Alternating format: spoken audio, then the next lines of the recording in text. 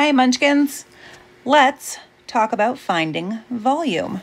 So last week we focused on finding the surface area. So really quick review, right? The surface area is the area of each side of a three-dimensional figure added up, right? You got to find the sum of the areas of each side of a figure.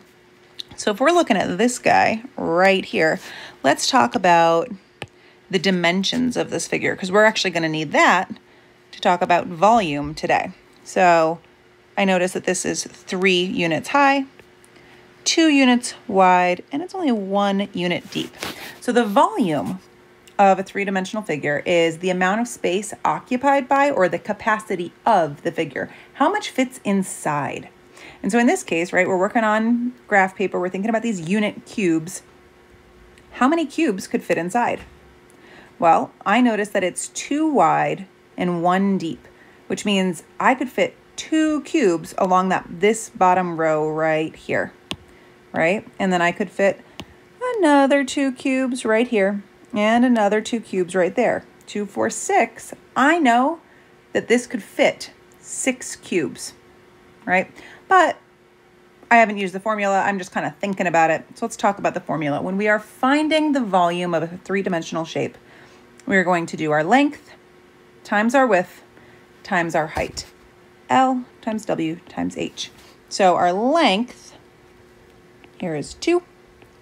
Our width, how deep is it? Times 1. And then our height here is 3. So 2 times 1 is 2. Times 3 is 6, like I just said. When we find the area of a shape, our answer is squared. When you find the volume of a shape, right, because you're thinking of cubes, unit cubes that fit inside, our answer is actually going to be cubed rather than squared. So in this case, because there are no specific units, I didn't say like inches or centimeters or anything.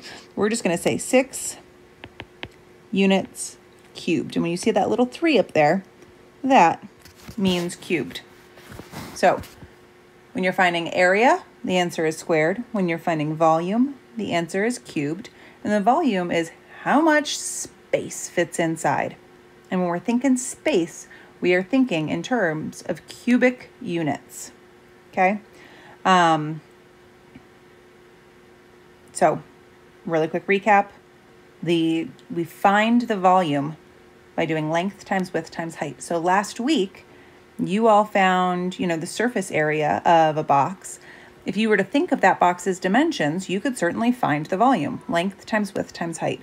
And that's what you're going to be asked to do this week.